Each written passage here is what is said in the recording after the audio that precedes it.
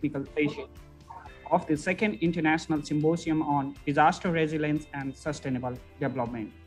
I am Ganesh Tungana, PhD student at Asian Institute of Technology, Thailand, and I'll be serving as a moderator for this session. Along with me, we have Ms. Kulanan, who is also a PhD student at Asian Institute of Technology, and she will be the rapporteur of the session. This session is dedicated to science, technology, and DRR education. In this session, with us, we have 10 scholars representing different parts of the Asia to present their studies focus on technology and DRR education.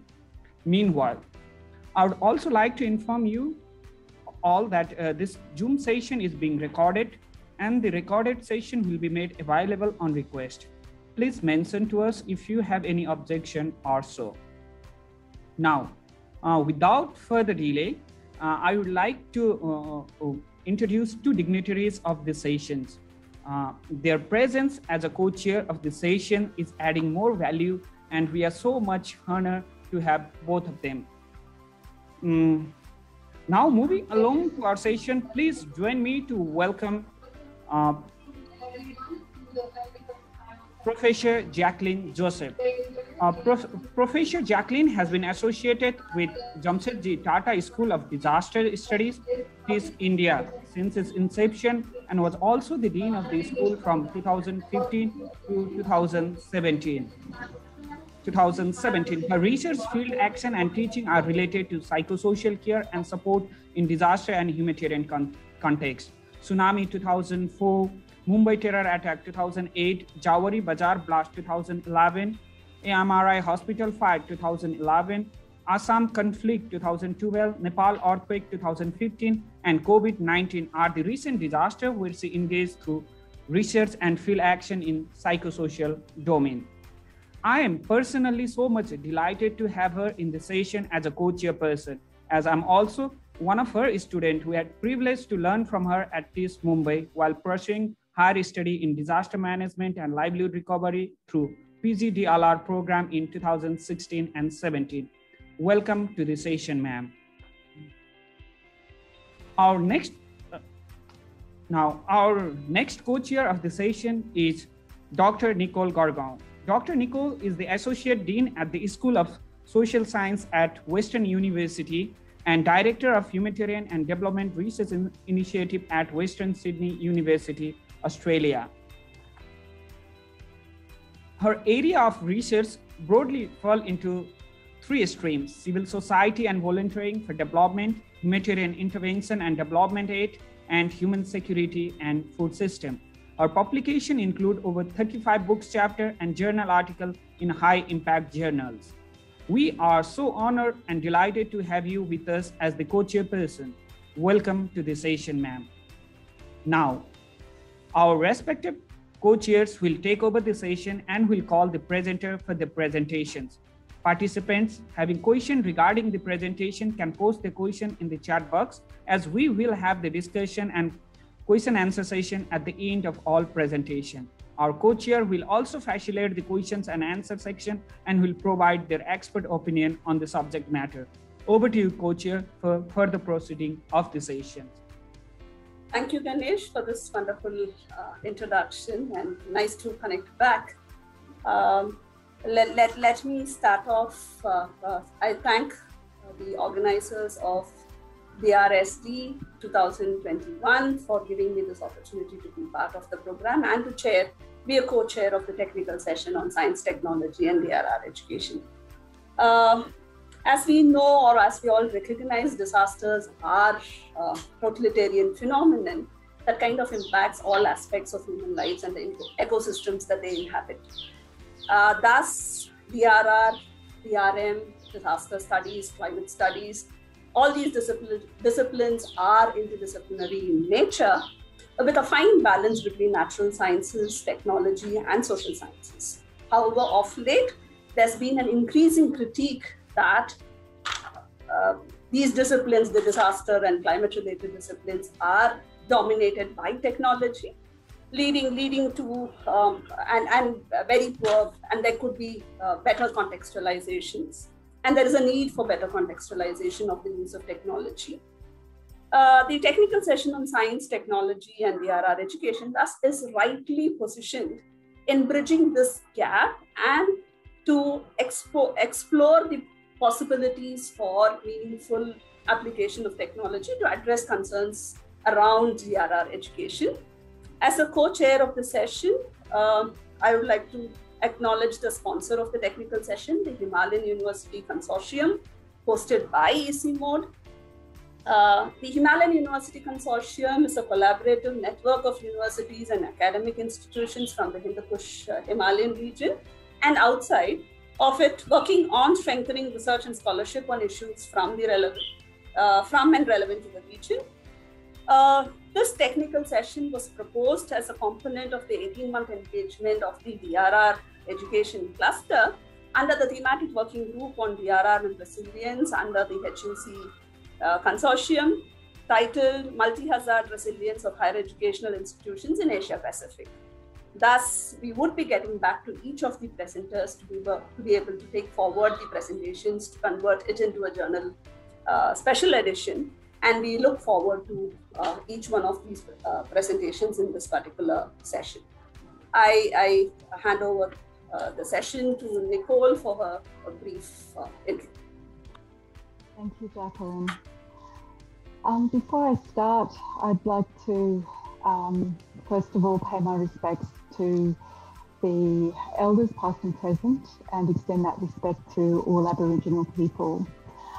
Because today I am coming to you from the country of the Wadi Wadi people of the Dharawal Nation and acknowledge their ancestors who've been traditional owners of their country for thousands of years. So I acknowledge my gratitude that we share this land today. And I am delighted to be able to be on this land and connect with you on far and distant lands. So I'd like to also just follow on from Jacqueline's really good introduction and contextualizing this really important discussion, I suppose, a panel today. I think one of the things that I found really exciting about chairing this panel is that historically ways of addressing disaster response have been very much focused on technical solutions. And what we see in the list of panelists in the presentation today is the emphasis on an integrated response.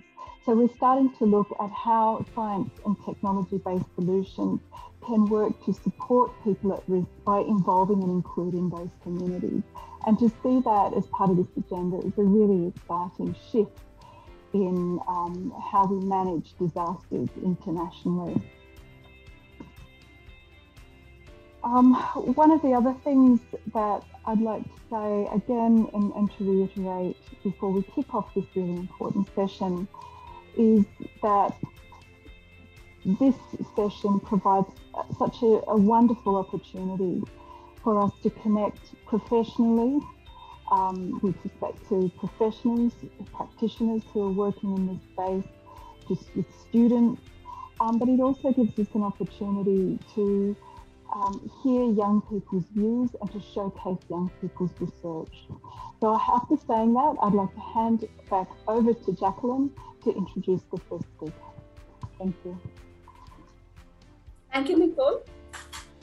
So in this technical session on science, technology, and DRR education, I'd like to call upon the first speaker, Glenn Fernandez, to kind of make the presentation on science diplomacy for disaster risk reduction experiences in a new elective course at Sichuan University.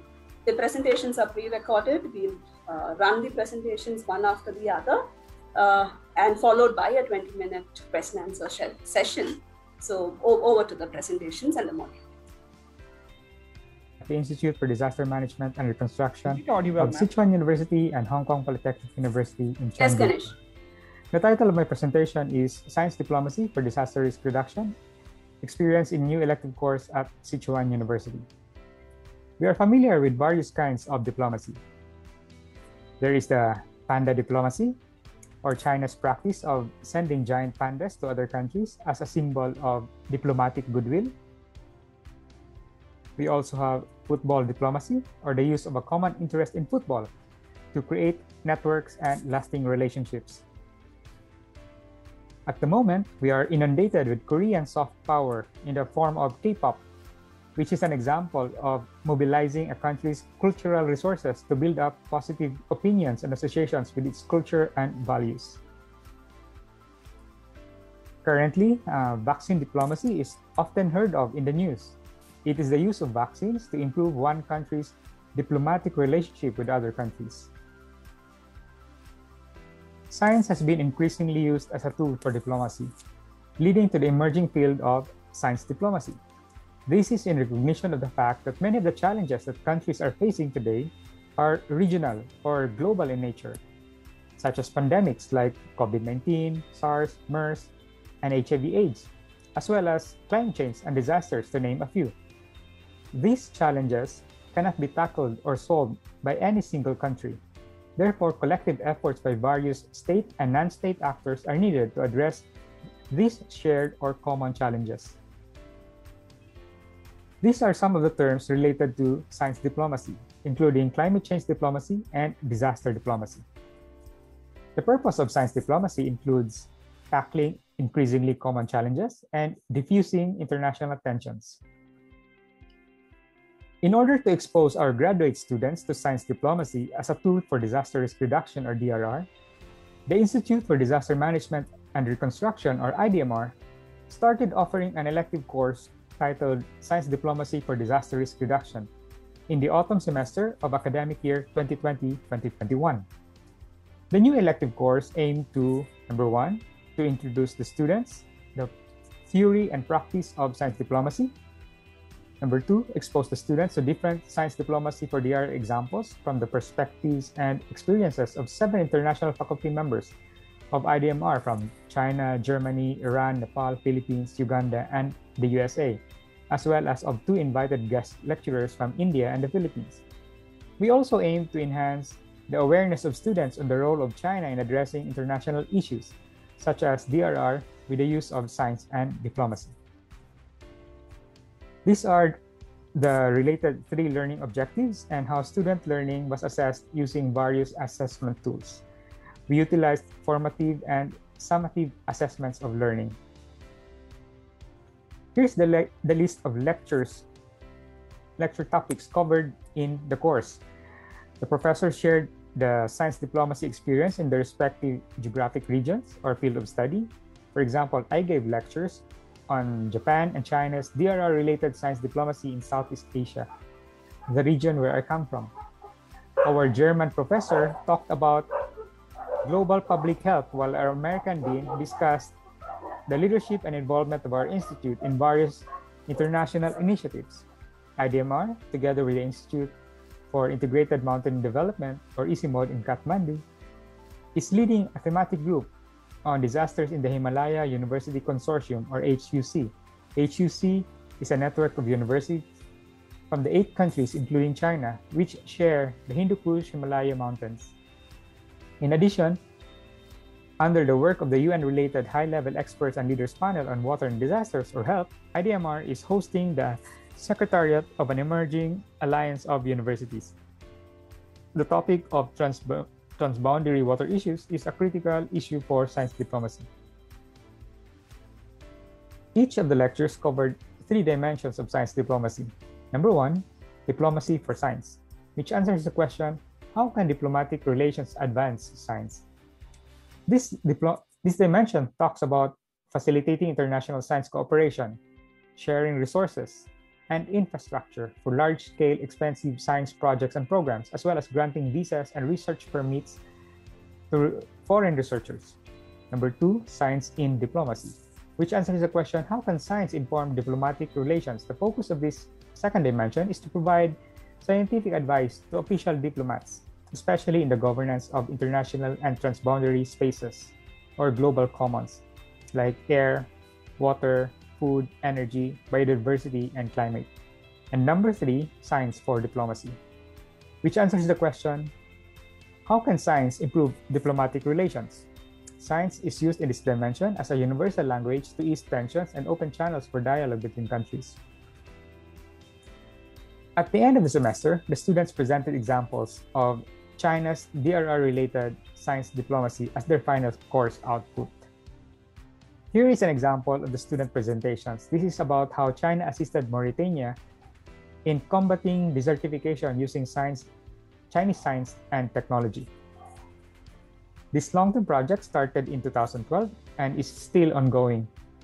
The IDMR faculty members were very happy with the presentations of the students. Our Science Diplomacy for DRR course is currently being refined and will be offered again in the next autumn semester. Thank you very much for listening. We move on to the, I request all the participants to put their questions for specific speakers on the chat box. While we move on to the next presentation by Ali Nawaz Nanzi on DRR in colleges. Over to Ganesh and his team for the video presentation. Ma'am, sorry to inform that Nanji won't be presenting today. So can we go to the next presenter? Sure. So the next presentation is by Shivarut Laikram, Cooperative Education During COVID-19 Pandemic, Enhancing Legal Rights and Professional Development of Interns in Thailand. Over to Ganesh. My name is Shivarut Laikram. I am a lecturer of law from School of Political Science and Laws, Walayalak University. My co-author includes Dr. Shubham Patra. He expertise in logistics, analytics, and supply chain management. He comes from Walayalak University International College in Nakhon Si Thammarat Province. So today, we would like to represent our research. The research title is about the cooperative education during COVID-19 pandemic, enhancing legal rights and professional development of interns in Thailand. This research consists of background, introductions, literature review, methodology, results, and discussions. Conclusions and recommendations are provided, so let's begin with a brief background of the scenarios of the cooperative education in Thailand. Thailand has adopted the 4.0, which assists the overcoming the challenges in cooperative education. The 4.0 includes the governmental focus on agriculture 1.0, light industry 2.0, heavy industry 3.0, and lastly, creativity and innovation 4.0. In terms of the adaptations of the cooperative education in Thailand, the Cooperative Education Day is celebrated on the 6th of June every year since 2019. This is achieved in a cooperation of the Office of the Higher Education Commission, OHEC, also the Thai Association for Cooperative Education Trades, and also the World Association for Cooperative Education Ways, and lastly, Human Empowerment Development Network, HEDNET. To introduce the cooperative education in Thailand, I would like to discuss the figure 1 upon the formal framework existing in Thailand. Thailand is equipped with the existing framework for cooperative education. So there are 3 levels related with this framework. First of all, the policy is maker made by the Office of the Higher Education.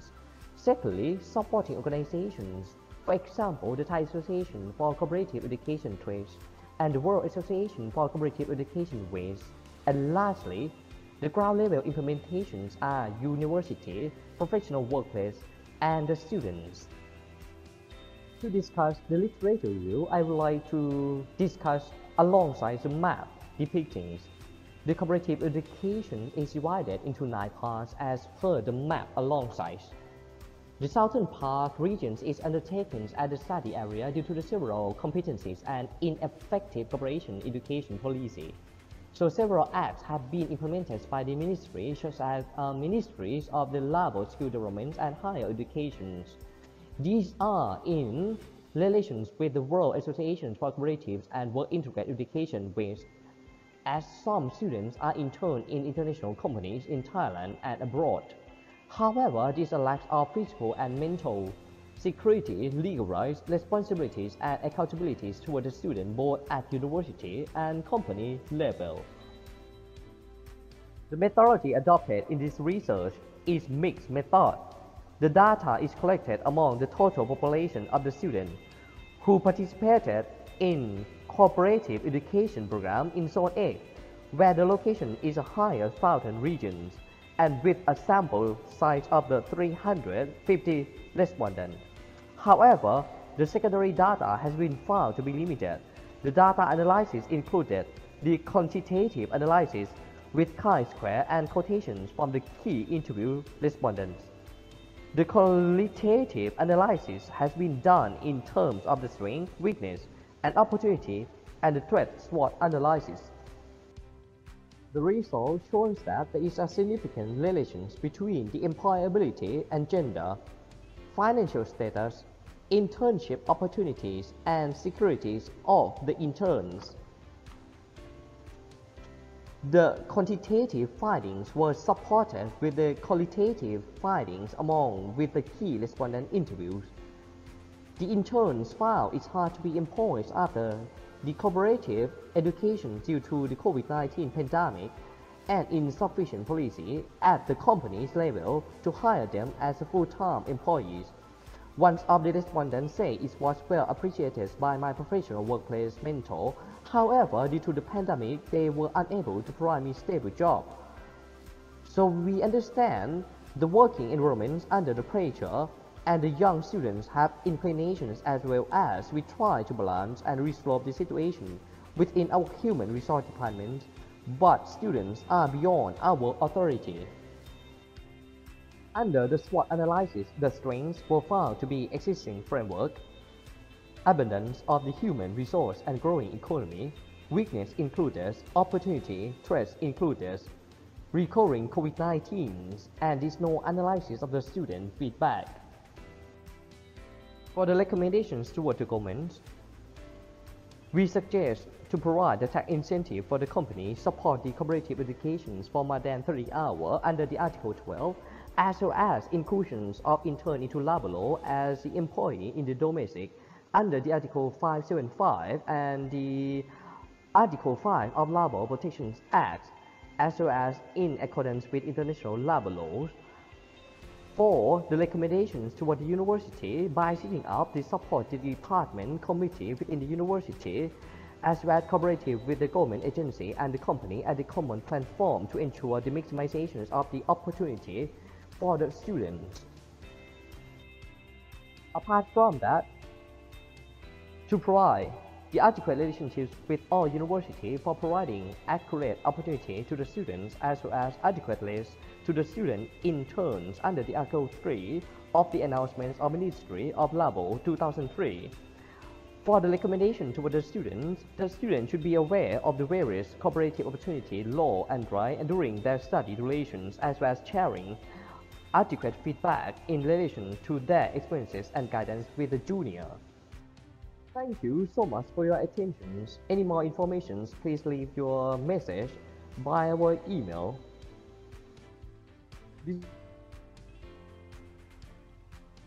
Thanks for the great presentation, Shivrat.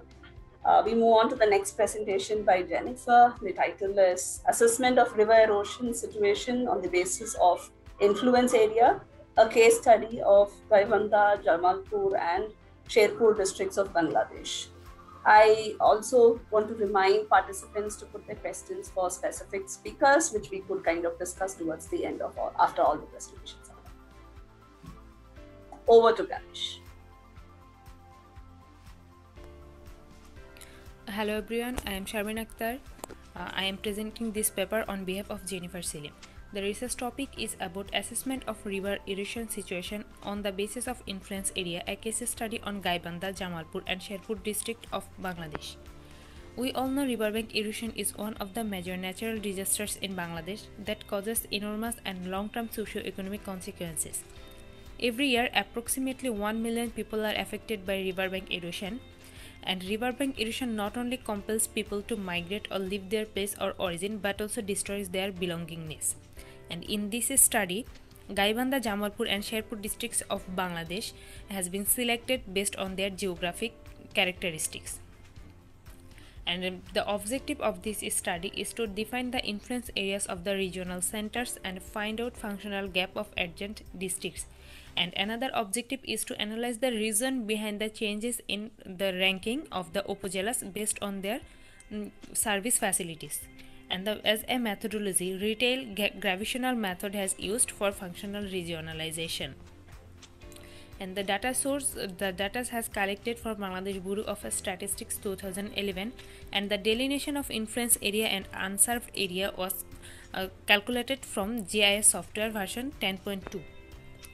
And the analysis was conducted in among 19 upazilas of the 3 districts, and here is the statistical analysis of these districts that shows the difference between geographic area and the served areas of the districts has referred there throughout the red color, and the unserved area of Gaibandha district is about 4.69%. For Jamalpur area it's 13.36%, and for Sherpur area it's 15.63%.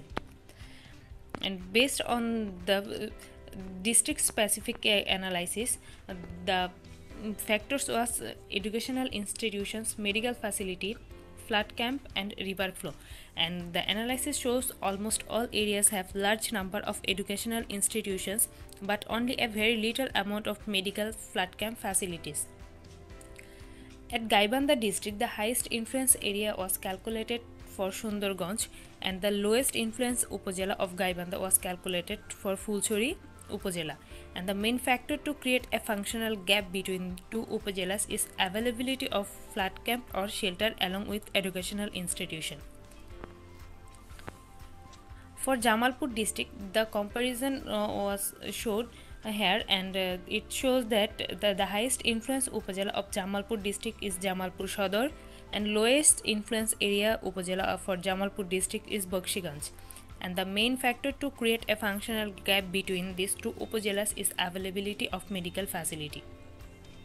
For Sherpur district, the highest influence upazila of Sherpur district is Sribadi, and the lowest influence area is Jenegati.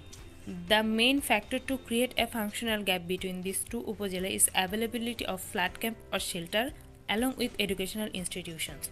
And so we can see that the main factor here is about the educational facilities and flood camp. So the authority should consider at these issues and should have to take necessary steps to solve these issues. And thank you all. Thank you, Jennifer. We move on to Ganesh Dungam's presentation on impact of COVID-19 in education, a perceptual analysis. Over to you, Ganesh. Good afternoon, everyone. My name is Ganesh Tungana, and I'm currently pursuing my PhD in Disaster Preparedness, Mitigation and Management at the Asian Institute of Technology, Thailand. Today, on behalf of my team, I'm here to present our paper. The title of our paper is Impact of COVID-19 in Education, Perceptual Analysis. So, this is the outline of our presentations. Firstly, I'll be talking about introduction, context, and conceptual farming. Then I'll present the methodology, result, and measure discussions. So giving the introduction of our paper, this study analyzed the impact of COVID-19 in education and its key challenges in Asian country. And it is basically based on the perspectives, but limited to economic knowledge and behavioral factor. So talking about the objective of our study, there were 3 major objectives behind conducting this study. The first one was to explore the perception of a student towards adaptations of virtual learning. And the second one was to explore key challenges that are being facing by academic institutions. And also we wanted to understand the practice of technologies in academic institutions. So this is the context of Asia. Asia's population is more than half of the global populations, and among them 40% are living below the poverty line. And the presented data shows that 44.9% of Asian population, they don't have access to internet. For virtual learning, internet plays a major role. And in that context, COVID-19 is becoming a clear threat to education of Asian populations. As we look at the Asian economic and demography, like virtual learning in Asia during the pandemic could not be generalized, because there are some countries and territories who are higher income countries, and they do have a good access to internet, but lower income countries and especially family below the poverty line, and they do not have good access to internet and the technologies as well as the devices. So it cannot be just generalized. So talking about the concept of our study, we have tried to look at especially focusing on the higher education, that too the virtual education. However, we have also looked at the traditional component of the higher education, but our study about the traditional educations is limited to behavioral component only. Here, if we talk about the virtual education, economic knowledge and behavioral factor are impacting the virtual education. As technology and accessibility is directly impacted by the economic, which plays an essential role in skill generation of the student and the teacher, which also promotes the knowledge in the student and the teacher. Whereas looking at the behavioral component in virtual education, willingness and home environment play a crucial role in behavioral component. Whereas in traditional learning system, only school environment and student would used to influence the behavior of a student and the teacher.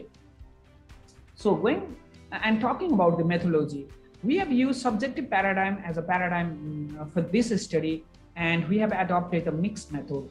So talking about the data collection tool, we have used reflective notes. We have collected reflective notes from second and third authors of this study. And we have also conducted online survey among 116 participants. Among 116 participants, like 31.9% were from like stakeholders, parents, policymakers. Among them, 24.1% of our participants were from teaching staff, and 37.9% were from students. And we also have interviewed like few research fellows and administrative staffs as well. And the analysis tool that we used for, to analyze the data of our study was a reflexivity and perceptual analysis. So talking about the result, here I have presented only two results.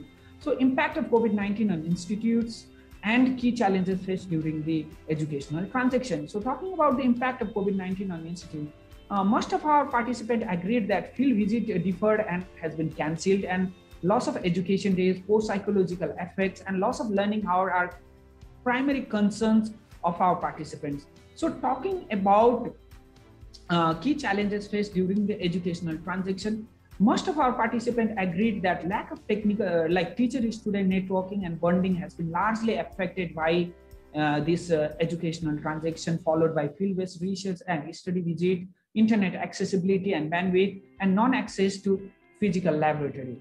So talking about the major discussions that we have discussed in our paper, one of the discussions that we have discussed in our paper is accessibility and affordability. During this COVID-19 context, lower income countries are facing a lot of difficulties in managing electricity, and family with lower income, they are finding hard for access to internet and devices that is so much required in virtual learning. As we all know that there was a pre-existed digital divide within the Asia, but this COVID-19 reflected the inequality in that due to pre-existed digital divide. And talking about the psychological and physical health impact, one of the major discussion that we have discussed in our paper is here to prove our statement. We have presented two statements one from the teacher and another from the student. One of our participants who represented teaching domain, like he shared that I miss my whiteboard and curious face of my student, and I have started to feel irritated on online teaching, which shows that how much psychological effect is playing, and how psychological impact is there in a teacher. Similarly, talking about the physical health impact, here one of our participants who represent the student committee here, it's tough for us because we have to sit in front of a computer for a long time. So my head, eyes, and back, everything hurts. This shows that how virtual learning is impacting the physical health of the student and the teacher. So home learning environment is another major discussion that we have discussed in the paper.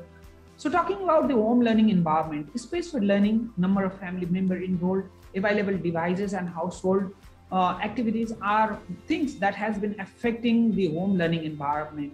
And another thing that we have discussed is home learning and online learning, they need not to be addressed, more contextually aligned with the social practice. Why we are saying this is like, sometimes home learning does not necessarily has to be just virtual learning. It could be physical book learning too. And students in Asian countries, they do have experience and they do have practice of home learning, because like they have been taking tuitions from their elders and instructor. But online learning is something that they are practicing for the first time in most of the countries.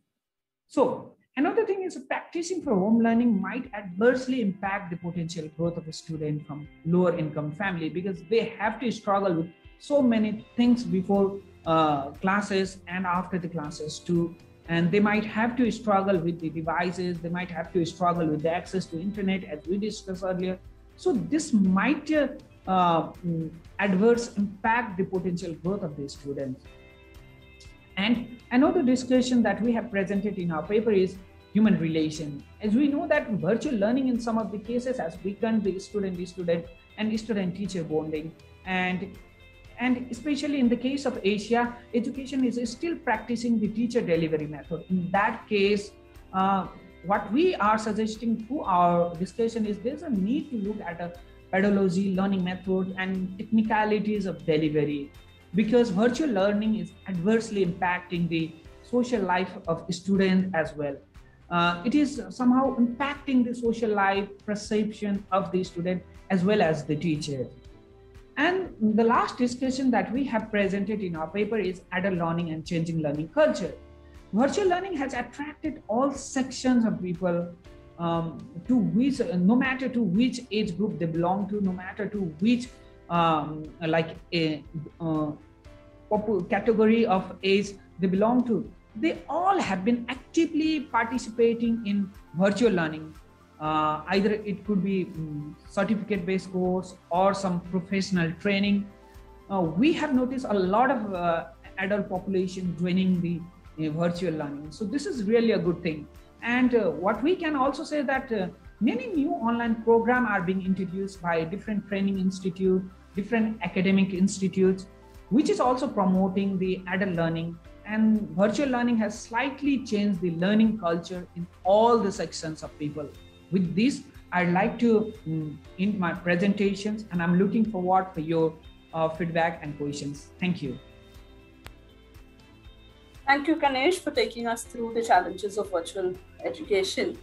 Now we move on to the next presentation by Kulnam Swancher, the influence of parental involvement on DRR's learning outcome of preschool children, Bangkok, Thailand. Over to Ganesh and his team. Sulanan Sukwanjai. I am a PhD student in Disaster Preparedness, Mitigation and Management at Asian Institute of Technology. Today, I'm going to present our study in the title of Influence of Parental Involvement on Disaster Risk Reduction's Learning Outcomes of Preschool Children in Bangkok, Thailand. Further co-authors are Dr. Indrajit Pal from Asian Institute of Technology, Thailand, Dr. Takashi Oda from Miyagi University of Education, Japan, and Dr. Takuji Susaga from Asian Institute of Technology, Thailand. During times of disaster, children are one of highly vulnerable groups of people to be physically affected from the events, especially young children below 5 years of age, due to their physical and socio-emotional immaturity and special care dependency. Besides death and physical injuries, the children were exploited from sexual violence, child trafficking, and child labor, and were traumatized by exposure to stressful situations after the events. However, as obviously identified in SFDRR, children are defined as one-of change agents and stakeholders contributing to disaster risk reduction and resilience. And disaster education had been prioritized as a significant tool for mitigating vulnerabilities to disasters and strengthening competencies to cope with traumatic events. But the fact is the main target group of disaster risk reduction education is school-age children, while the most vulnerable preschool children are very less attention. Although there is no explicit evidential support of less investment in disaster risk reduction education for preschool children, but it is likely due to their underdevelopment and feasibility of disaster risk reduction education integration into existing curriculum. However, according to the cognitive development theory and the sociocultural theory, children possess a capacity of learning, and with assistance of experts or adults, they are more capable of constructing intricate knowledge and understanding. Therefore, the study aimed to examine learning outcomes of preschool children in terms of DRR-related knowledge and attitudes, and also study influence of parental involvement on the children's learning outcomes. Accordingly, foresight experimental research was conducted with 39 sample children studying in kindergarten 2 and 3 at the ages of 4 to 5. Data for this research were gathered from pre-test and post-test scores of knowledge-based tests with multiple choice and attitudinal interview with scoring. The parity test was used to testify the DRR's learning outcomes of the children, while the independent sample t-test was used to testify the influence of parental involvement on their children's learning achievement. The sample children were assigned into two groups as T1 group and T2 group. T1 group was taught about DRR lessons at the school with the teachers and did exercises with their parents at home, while T2 group was taught about DRR lessons and did exercises both at the school with the teachers. As you can see from Table 1 and 2, the correctness of answers in the knowledge post-test of all 39 children positively increased in every question in comparison with the pre-test, which was also similar in the attitude test. We found that the children had improvement in all learning outcomes of DRR-related knowledge and attitudes, especially the understanding of natural resources, natural hazards, cause of flood, first aid kit, and emergency bag preparation, and the opinions and valuing on the importance of trees for flood protection and the importance of flood safety. According to the pair sample t-test result, we found that there was a significant difference between the knowledge and attitude pre-test and post-test mean scores. For the influence of parental involvement, we found that the group of children whose parents were involved in their learning attained higher overall average knowledge post-test score. Secondly, we found 2 out of the children in T2 group had no change in their scores, and 1 got a lower total score in the post-test. Furthermore, regarding the answering patterns, the number of children who still answer wrongly and children who answer right in the pre-test but gave the wrong answers in the post-test were highly found in the group without parents' involvement. For the parental involvement in the DRR-related attitude test, the average pre-test score was not much different in comparison with the average post-test score.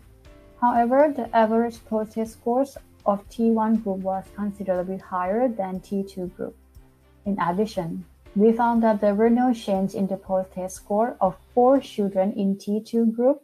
Furthermore, the percentage of children who judged incorrectly and expressed reasons unrelated to DRR or expressed no reasons only found in the question number 1 in T1 group.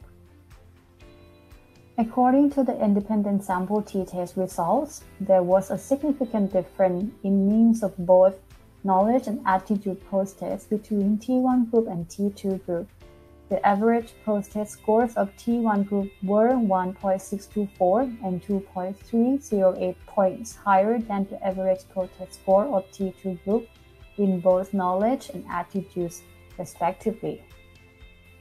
In conclusion, the results show that their knowledge and attitudes changed toward disaster risk reduction. In addition, the parents' involvement in exercises has significant positive impacts on the disaster risk reduction learning achievement of their children. as being a golden period of brain development which will determine a human's lifelong consequences. Cultivation of permanent and long-lasting knowledge, attitudes, and behaviors of safety culture through the investment of disaster risk reduction education for preschoolers, a holistic disaster risk reduction curriculum, and parental involvement is critically essential. The early interventions of disaster risk reduction education will enable them to gradually absorb and construct meaning and understanding of DRR until it becomes an intrinsic part of their lives, which will potentially form the indelible sense of safety culture and disaster risk reduction. Since the absence of disaster knowledge and essential coping skills, facing disaster during this lifetime will potentially lead to long-lasting negative impact. And this is our study. We would like to end our presentation here. Thank you all participants for your kind attention. Thank you for taking us to a different domain of preschool education. Now we move on to the next presentation by Kodipalli on disasters, early warning through electronic media, impact of next generation of early warning dissemination on vulnerable communities. Ladies and gentlemen, I'm Pradeep Kodipalli from the Disaster Management Center in Sri Lanka. And so I'm a PhD researcher of the University of Huddersfield. And my supervisor is Professor Dilanti Amaratunga. Under her supervision, I'm doing my PhD with the title of The Disasters Early Warning Through Electronic Media, Impact of Next Generation of Early Warning, Dissemination on Vulnerable Communities. Early warning is a pretty much important thing. So the right now that I have categorized my presentation into 6 outlines: introduction, objectives, literature review, the key aims, and the draft methodological approach. And there is a little comparison in between the international and the local media as well. So let me introduce with why I'm doing this research. It's very important. The media has a direct link in between the public and the organizations. So they are conveying all these messages, which is determined and confirmed by the organizations in 24/7 basis, and sometimes it's playing a very good role. In the National Emergency Plan, also describing the media assistance to the public awareness as well as early warning. Early warning is pretty much important as a preparedness measure to get the vulnerable communities up some very protective way. So, and electronic media is a very fast thing. Actually, the people can get with very limited time, because we have limited time to get the information. So electronic media has very fast ways to communicate with the vulnerable people. So most communities believe that the messages which is confirmed by the organizations. Let me introduce with my objectives. So first one is to understand the current context of the media and disaster risk communication in Sri Lanka, including organizational capabilities, which is very important, the information flow and content of the messages through the electronic media. Because I concentrated only with the electronic media because it is most fastest way, because as a tsunami disaster, we have to face a lot help from the electronic media, and to establish the current state of the art on the use of electronic media for early warning in Sri Lanka, and to explore how formal and informal communication mechanisms. It's very important because there are a lot of informal mechanisms are running on in this country, and we have to consider about the last mile approach as well, and to evaluate the barriers and enables the for the next generation early warning initiatives, because we have something, but we need to develop that one as well, and to understand the effective ways of incorporating the modern technologies, and to develop policies, mechanism, SOPs as well. So those are the objectives to be completed within my PhD research period time. And this is the literature review. Actually, because I went through a lot of literature approaches and the reviews and research papers on through even the University of Huddersfield, and also the other things as well. And so there are a lot of the literature here. And the next slide also impressing that a lot of literature. But through that, I have summarized the gaps through the literature review, because I found a lot of gaps and improvements, sometimes with my opinion also being included with that solutions. So let me begin with some kind of very important points only with the time limitations. Even the basic radio can disseminate more information to the vulnerable communities. So this is very important. So then we can reduce the economic losses and the other losses with the timely early warning. So media can support that one. So even that has been proved by the Sentai framework in disaster risk reduction in 2015 to 2030. And the media can do more on the dissemination, but exactly need to understand how the early warning reception and the perception of the communities through the electronic. These all things being derived from the literature which have been followed throughout this period.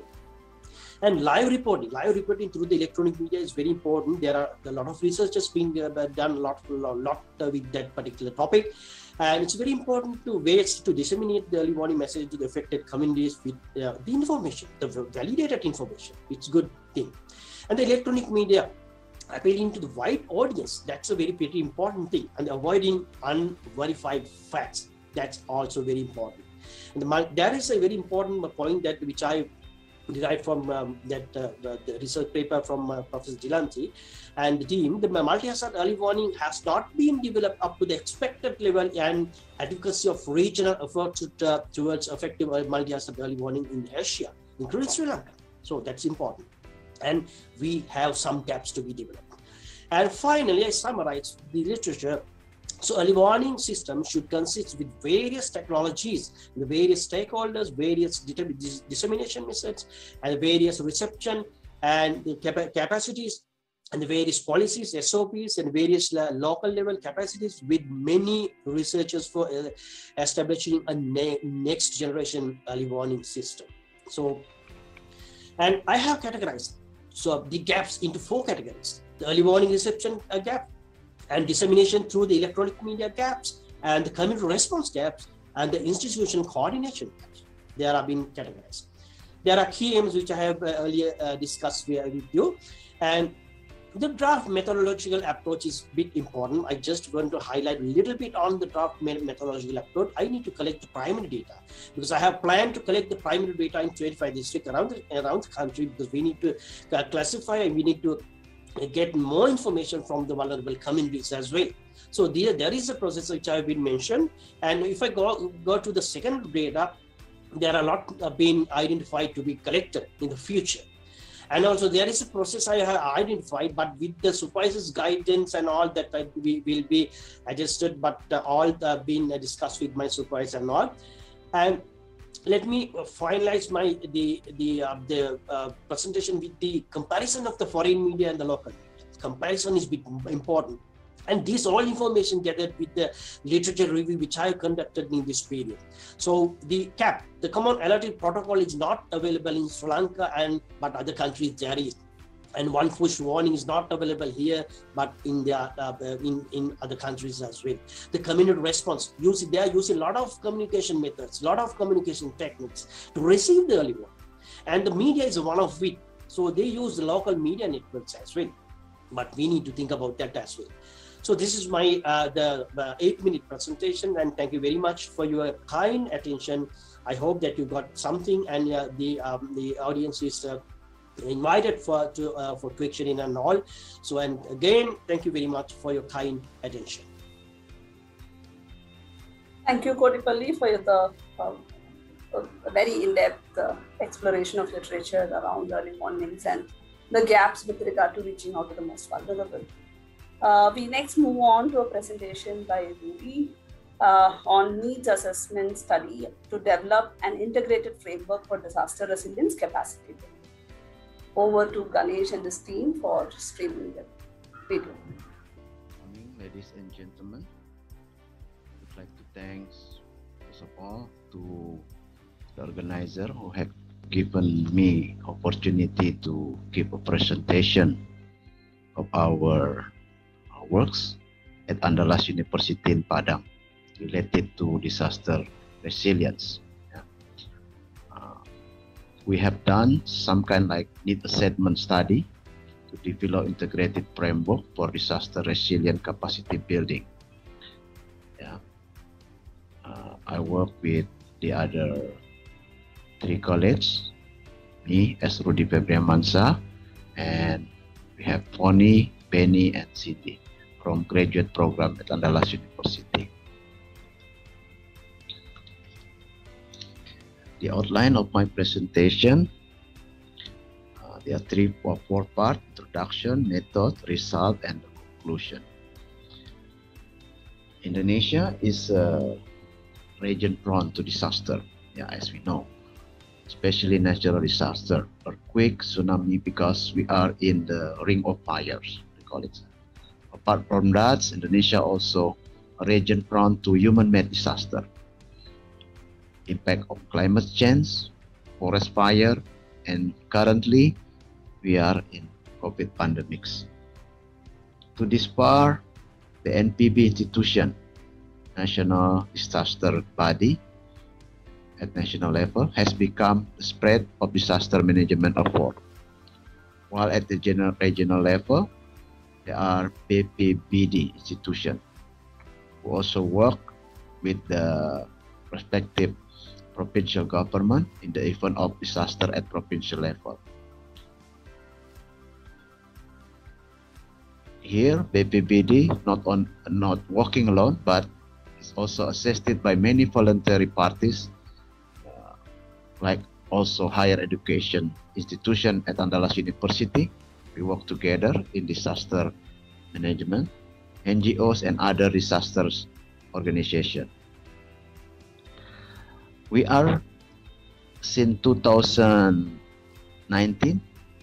we are a member of consortium project funded by Erasmus. We call it PUIL, yeah, led by University of Gloucestershire in UK. We intend to develop a framework to integrate resilient capacity building at multiple levels. Here we would like to give a report of our initial step of this effort to take panoramic picture of individual perspective, yeah, from many parties about this disaster. The method we did in 3 steps of focus group discussion with the university staffs, university students, and associated stakeholders, not only from Andalas University itself, but from also neighbor university in Padang. We involved BPBD at the provincial level, government health agencies, NGOs, and community leaders. From these 3 focus group discussion, we asked 17 guiding questions. I don't want to explain one by one of this question, but at least this question is trying to get perception, knowledge of all stakeholders we involved in this FGD about disaster. As you know that in Padang we have experienced in 2009 earthquake. So this is the most well understood by all parties involved, because even the university students, they are still young at that time, 2009. Maybe they are still in high school, but they still remember what is happening at that time.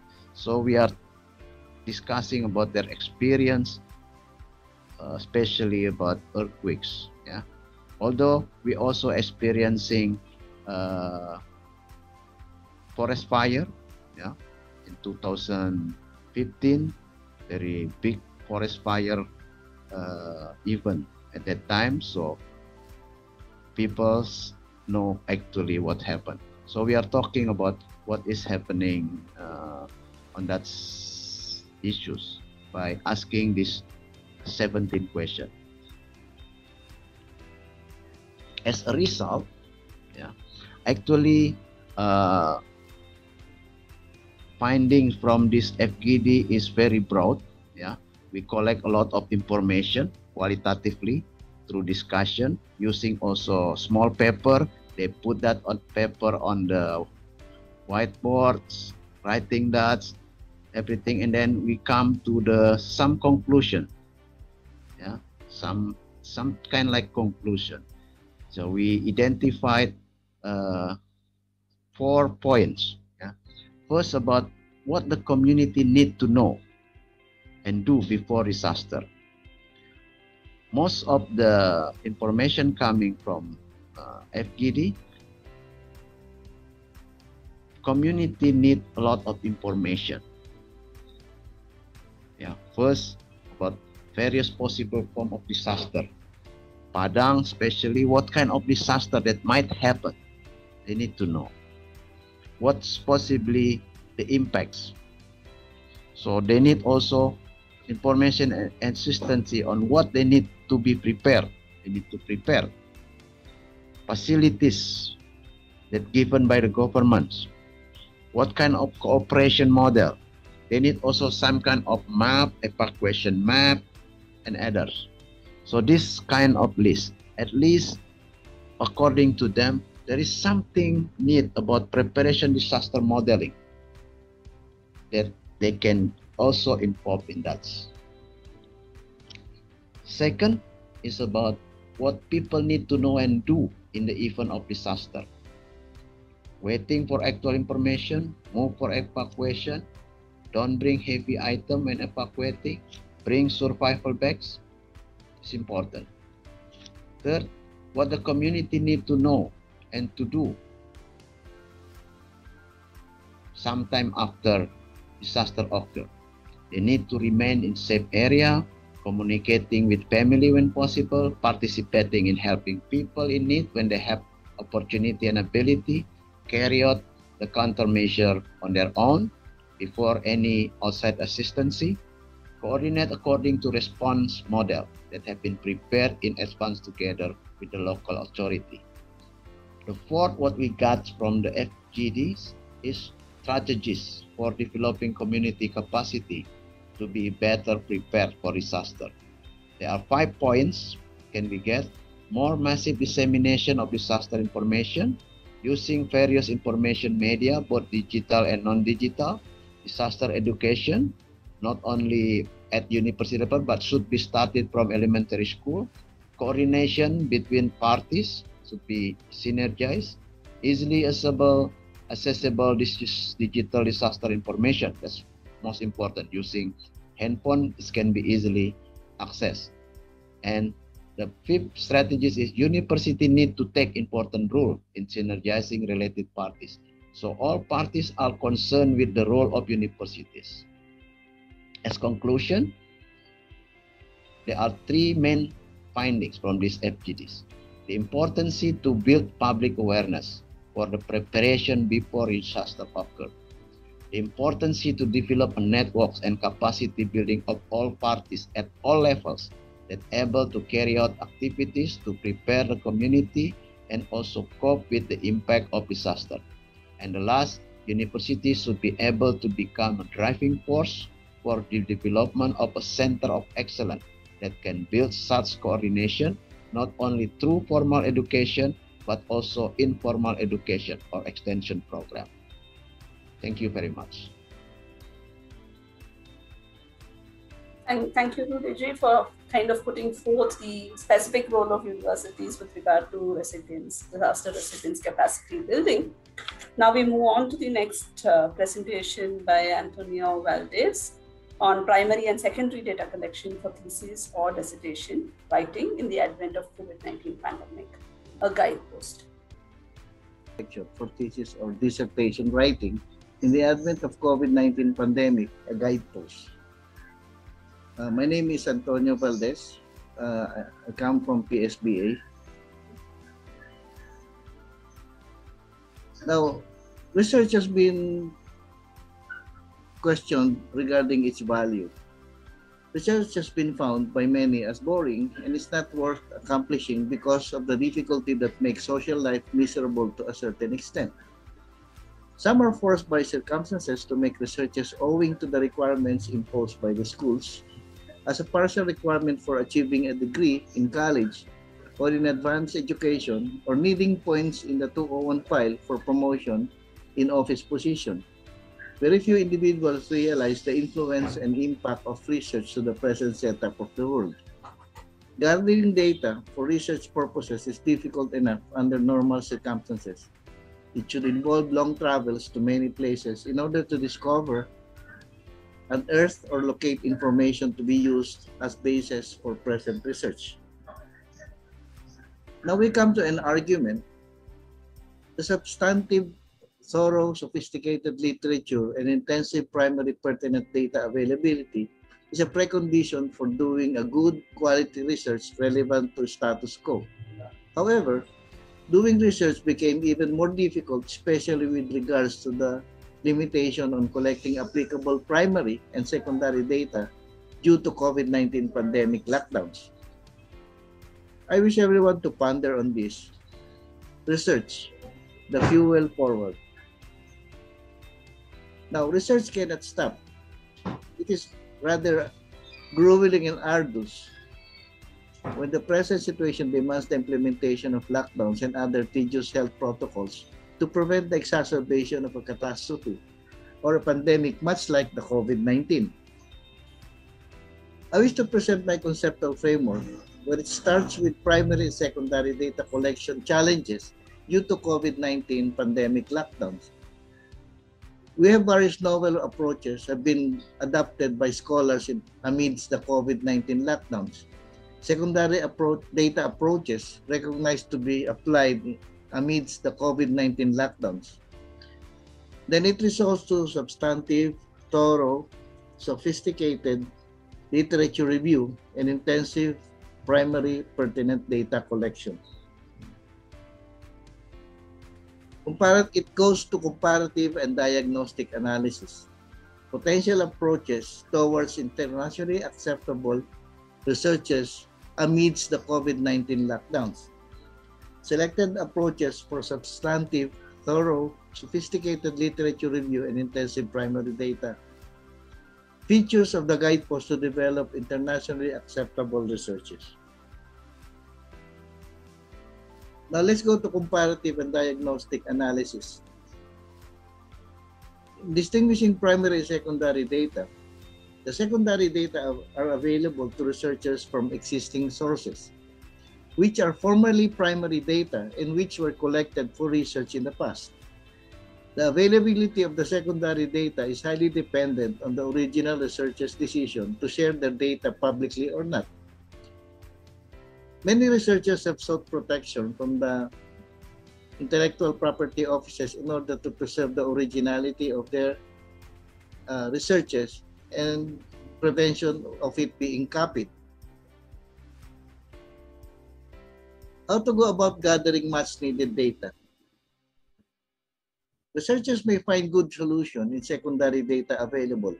Secondary data analysis involves a researcher using published or acquired information that someone else has gathered in previous researches, as primary data had become difficult to achieve. Features of the guidepost to develop internationally acceptable researches amidst the COVID-19 lockdowns. Features of the guidepost to develop internationally accepted researches amidst the COVID lockdowns will start with the title of the research and introduction, research objectives, review of related literature, analysis and interpretation of data, and other miscellaneous information. The middle, there should be statement of the problem, theoretical and conceptual frameworks, research methodology and its synthesis, then conclusion and recommendation, in order to become an internationally acceptable research amidst the COVID-19 pandemic. Conclusion and recommendation. The guidepost is very significant in doing researches and aids researchers in conducting internationally accepted researches with limited primary data and extensive secondary data in the advent of the COVID pandemic. The guidepost is flexible and can easily be used by local and international institutions. Researchers by little modification in the context of their research fields.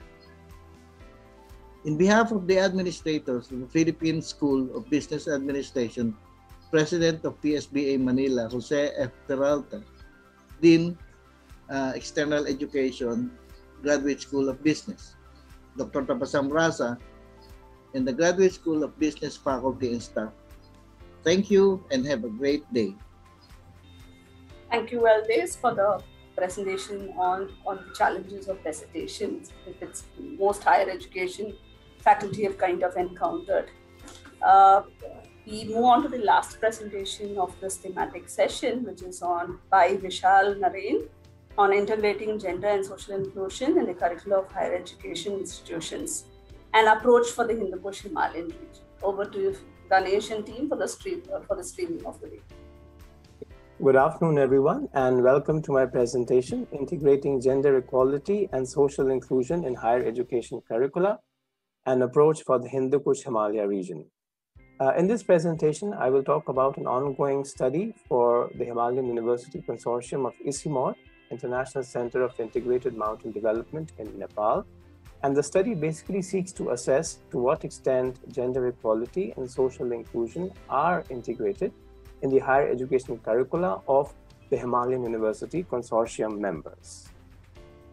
So basic terms around which this paper and the study is built. One, when we talk about curriculum, we talk about the content of education. So this includes not only the subjects taught, but also the modes of delivery and the value systems within which the education system is embedded.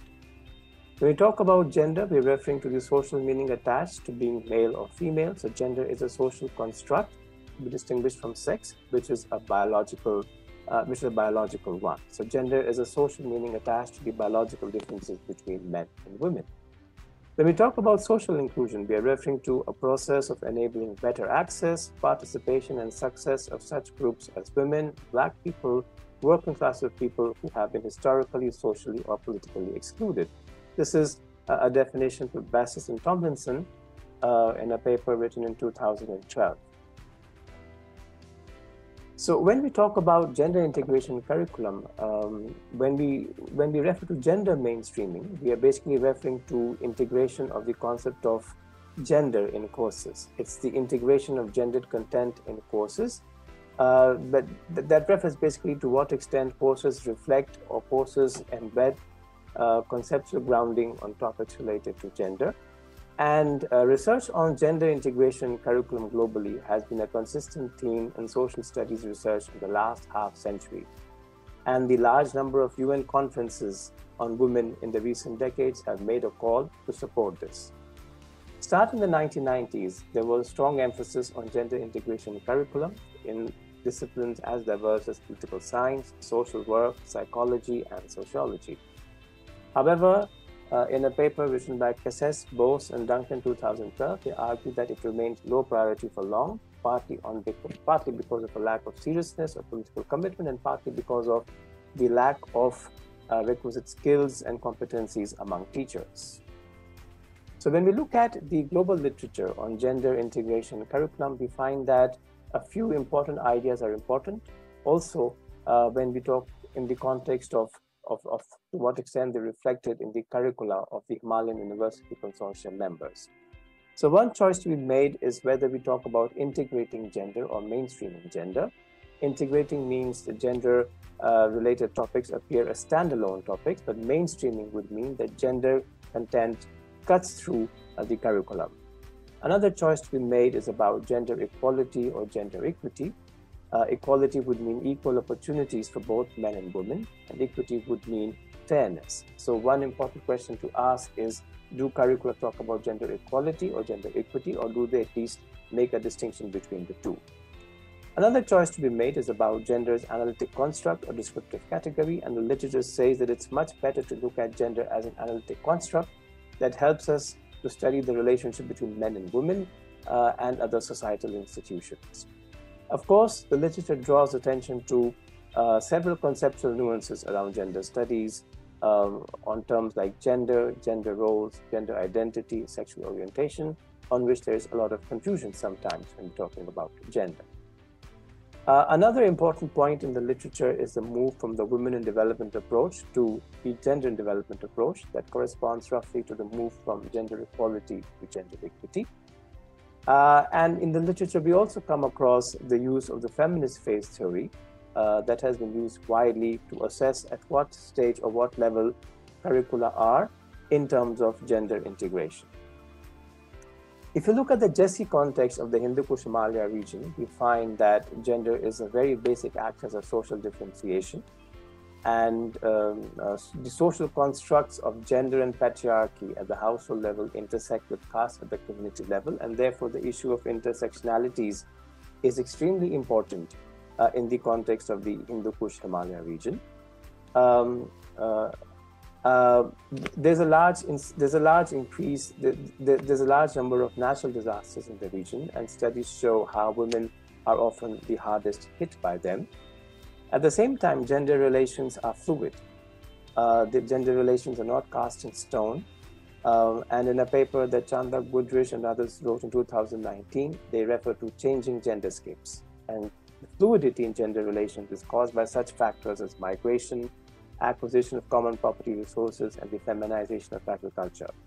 At the same time, while we talk about the Hindu Kush Himalaya region, we also find that there are important regional sub-regional specificities manifest in the relationship between the social, cultural, and ecological diversity.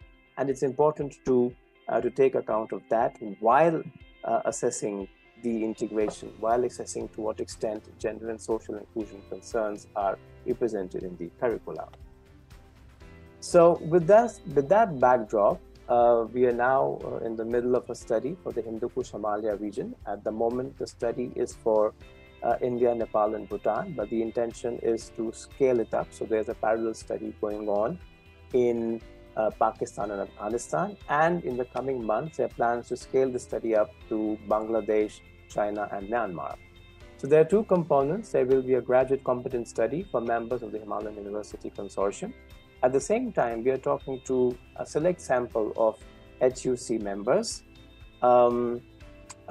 cut across private, state universities, natural science, social science departments, and also looking at a regional spread in India, Nepal, and Bhutan. There are semi-structured interviews with academic administrators, which seek to assess the current state of GESI inclusion in curricula, also assess the demand for GESI professionals, and assess the institutional frameworks and constraints in moving towards GESI-sensitive curricula. At the same time, we are doing semi-structured interviews with faculty members among select members of the Himalayan University Consortium. And these interviews are built around testing their basic understanding of basic concepts like sex, gender, femininity, masculinity, social inclusion curriculum. We also talk to faculty members around pedagogical issues in teaching gender and social inclusion. We also talk to them about locally nuanced understandings of the relationship between social, cultural, and ecological diversity, because these sub-regional specificities are important to be reflected within the curricula. And we also talk to them about what they see as the important factors shaping gender relations. So this is an ongoing study, and what I've described in the paper is the approach that we followed to develop the methodology for this. So I'll conclude now, staying within my time limit, with acknowledgements to ISIMO, Kathmandu, Nepal, and to the HUC Secretariat. And thank you, Vishal, for the study around gender and social inclusion in the curriculum of higher education. Now I kind of hand over the session to my co-chair, Nicole, for moderating the question and answer sessions. Thank you, Jacqueline. Can I just confirm, though, that the session is finishing in around 8 minutes? Is that correct? Yes, ma'am. Okay, it's going to be very, very quick. So I'd just like to have a look at, well, first of all, thank you very much for all of the presentations today. They're absolutely fascinating, and they provide such deep insight into how technology and education and approaches to education can prepare people for disasters or warn people about disasters. I'd like to just go back to, if we could look at Glenn's presentation. If you've been following the chat, Jacqueline asked for a copy of the slides, and Glenn has responded by directing us to a course around DRR-related science diplomacy in China that he attended recently, and a range of other examples there. And I think that this particular approach has such important implications for the relationship between humanitarian intervention and development. It sort of fits in that nexus, and it is a way of navigating between an intervention or through or from an intervention into long-term development. So thank you, Glenn. That was a really interesting and fascinating presentation. In Ganesh's presentation, there were some questions asked in the chat about the implications on gender with homeschooling. So he hasn't responded that I can see in the chat. And so we're curious to know whether there were implications or gendered implications in homeschooling. If he's there, would he like to respond? Sure, ma'am. Just to clarify, like our study was limited to the behavioral analysis only, and it is a perceptual analysis. We hadn't conduct our study on gender specific way. So that's another broad area to be studied. However, our study is limited to perception only. Okay, thank you. Indeed it is. And I have another question that I put on the chat for you. One of the things that we found in Australia with international students trying to work with our systems had to do with technology literacy, and often not understanding how to use the technology was part of the problem, but also how to navigate some of our learning platforms. Did you encounter any of those sorts of barriers as well? Okay, just to clarify, ma'am, like we have tried to understand about the perception regarding the technology that are being used in the virtual educations, but that does not answer all the technology literacy component. So it's another area and subject to be studied, which is still a vast area. So our study is just limited to the perception regarding the technology from the student and the teacher. Okay, all right, thank you very much. Okay, I'm just going through to find some more. We have a comment here saying intersectionality. Gender is important but doesn't give the complete picture and needs to be seen along with other axes of social differentiation. So it does not help to talk of gender in isolation from other axes such as caste, class, age, marital status, especially in regard to natural resource axis. And this is directed to our last speaker. If you would like to comment on that. Yes, so actually that's a response I typed in relation to Jacqueline's comment. So she had asked, how do you operationalize intersectionality in the context of the research? And I said that it basically means that you don't look at gender in isolation from other axes of social differentiation. So gender is basic, but it doesn't give the complete picture. So that was my response to the point that Jacqueline had raised. Thank you very much. It's a great answer. Okay. I think we're coming to the end here. So I'd like to thank everyone for attending the session. If there are any other questions for the speakers, could you please pop them in the chat?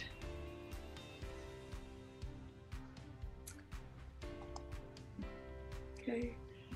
All right. So once again, I'd like to thank all of the speakers and everybody for attending today.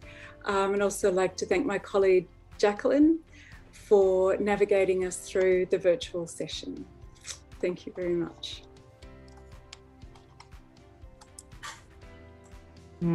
Thank you, co-chairs. We had a very interactive and fruitful session. With this, Jacqueline, ma'am, would you like to have your final remarks? Thank you, Ganesh.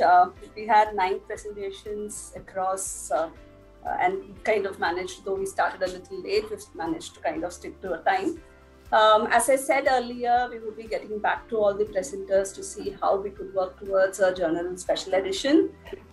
We've had mainly studies and research work around higher education, covering different dimensions of higher education, starting from internship to dissertations to curricula, the virtual learning experience. And we've also kind of looked at preschool. So one of these studies kind of was around preschool education, DRR education in preschool. The other studies were with regard to what the role of university. So within the studies on higher education, we also had one which looked at the role of universities and the use of technology for early warning to address issues of inclusion and the most marginalized, which also resonates with one of the studies on curricula, which talks about gender and social inclusion. So I kind of see a structure kind of emerging. So we would be getting back to all of you to see how we could kind of pull this together into a journal special edition. Looking forward to working with each one of you. And thank you for this great session and for the participants. We have 54 participants with us. And thank you, Ganesh and Lalit for the very smooth anchoring of the video streaming and the question answers. Thank you so much. Thank you, ma'am. With this, we have come to the end of the session.